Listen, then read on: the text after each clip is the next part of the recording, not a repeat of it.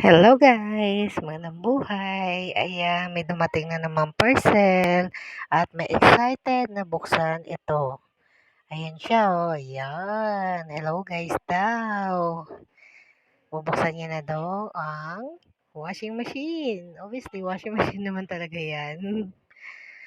Pero mas gusto niya siya magbukas. Kumuha na siya ng gunting. Then, excited siya na i-testing na yung washing. So, ayan, hayaan natin siya.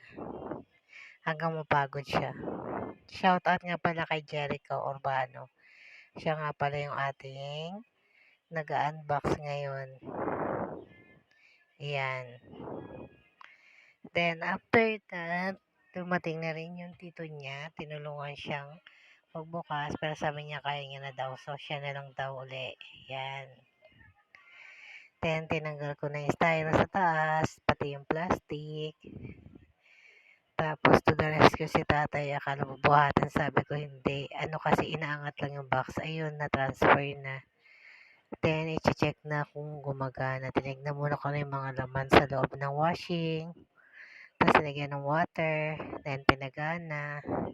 Okay naman, gumana naman siya. Sabi tuloy ni Jericho ngayon is, ano kayang next na o-orderin niya after this?